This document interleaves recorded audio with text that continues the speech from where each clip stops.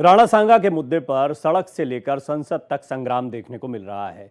Samajwadi party सांसद रामजीलाल सुमन के गद्दार वाले बयान पर अब भी विवाद जारी है और यह विवाद लगातार गर्माता जा रहा है। राज्यसभा में राणा सांगा को लेकर आज भी जमकर हंगामा हुआ है। सत्ता पक्ष ने रामजीलाल सुमन के विरोध में नारेबाजी की। विवादित बयान पर रामजीलाल सुमन माफी मांगे, ये बात लगातार भारतीय जनता पार्टी की तरफ से कही जा रही है और करणी सेना की तरफ से भी यही बात कही गई है कि रामजीलाल सुमन को माफ़ी मांगनी चाहिए। हालांकि रामजीलाल सुमन पहले ही स्पष्ट कर चुके हैं, वो माफ़ी नहीं मांगेंगे। उन्होंने जो कुछ कहा है, ठीक कहा है, वो अपने बयान पर कायम हैं। संसदीय कार्य मंत्री किरण रिजिजू ने अपना स्टैंड साफ किया है। उन्होंने कहा, मैं नहीं मानता कि ये विचार अकेले रामजीलाल सुमन के हैं। कांग्रेस ने राणा सांगा को हीरो बताया है।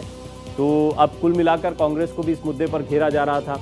रामजीलाल सुमन के इस बयान के बाद में समाजवादी पार्टी ने रामजीलाल सुमन का समर्थन किया, लेकिन रामजीलाल सुमन के बयान को लेकर एक अलग ही बहस जारी है, क्योंकि सीधे सीधे उनके गद्दार वाले बयान को कोई बैक नहीं करना चाहता या कर सकता है, लेकिन फिर इसे कभी दलित से जोड़ दिया जाता है, दलित बनाम ठाकुर बना दिया जाता है। तो इस तरह की सियासत भी चल रही है। लेकिन आज क्या हंगामा राज्यसभा में हुआ वो देखिए आप।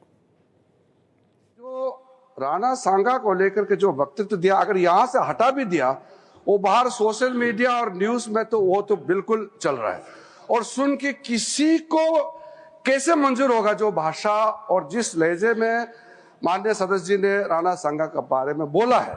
इसलिए मैं आपके बात को सहमत करते हुए मेरा तरफ से ये दरखास्त है, हम लोग आपका स्टेटमेंट को, ऑब्जर्वेशन को एंडोर्स करते हुए, विशेष करके जो इंडी गठबंधन है कि नेता कांग्रेस पार्टी को भी मैं अनुरोध करता हूं, आप भी खुले तौर पर ऐसे स्टेटमेंट का खंडन कीजिए।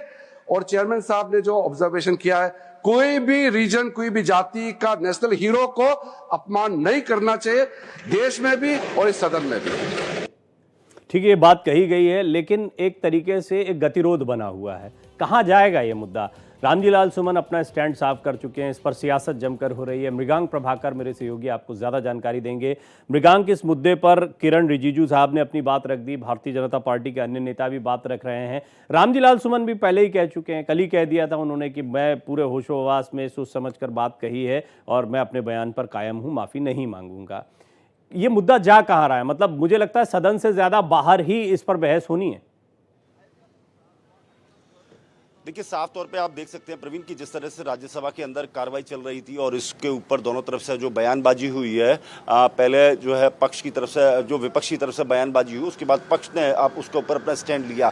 साफ तौर पे किरण रिजिजू ने कहा भी है कि इसमें विपक्ष को अपना एक स्टैंड लेना चाहिए कि इस मुद्दे पर आखिर वो चाह क्या रहे हैं साफ तौर पर। लेकिन साफ तौर पर कांग्रेस ने तो बहुत क्लियर किया। उन्होंने कहा कि जो टिप्पणी की गई है राणा सांगा के ऊपर, जो मल्लिकार्जुन खड़गे ने साफ तौर पर कहा कि जो टिप्पणी की गई है वो अमर्यादित है, उसके वो इस तरह की टिप्पणी नहीं की जानी चाहिए थी। लेकिन उन्होंने इस मुद्दे को इस तरह से भी जोड़ दिया, उन्होंने कहा कि दलित के घर पर कार्रवाई भी नहीं होनी चाहिए थी। ये वो भाषा है कल जो रामगोपाल वर्मा, जो रामगोपाल यादव बोल रहे थे, और उन्होंने साफ तौर पर कहा था कि ये बिल्कुल रामगोपाल यादव बोल रहे थे और उन्होंने इस पर टिप्पणी भी की कि दलित के घर पर इस तरह की कार्रवाई हुई, वो किसी और जाति के होते तो शायद इस तरह की कार्रवाई नहीं होती। तो मुझे लग रहा है कि ये शायद जो पूरा जो रो दिखाई दे रही है, जो कंट्रोवर्सी दिखाई दे रही है, वो दलित की तरफ जो है मोड़ने की कोशिश की जा रही है। हालांकि प्रमोद तिवारी ने साफ तौर पर कहा भी है कि राणा सांगा को वो कांग्रेस पार्टी जो है हीरो मानती है, लेकिन उन्होंने भी इस बात को कहा कि दलित के ऊपर जिस तरह की कार्रवाई, उनके घर पर तोड़फोड़ हुई और बुलडोजर चलाने की बात भी की जा रही है, तो कहीं ना कहीं वो जो है एक दलित लेके, एक मुद्दा लेके जो है विपक्ष जा रहा है। लेकिन साफ तौर पर जो है जो एक्स ऑफिशियो चेयरमैन है, साफ तौर पर जगदीप धनखड़, उन्होंने कहा भी, उपराष्ट्रपति ने कहा भी कि जो आपने टिप्पणी की है वो एक्सपंज करते हैं,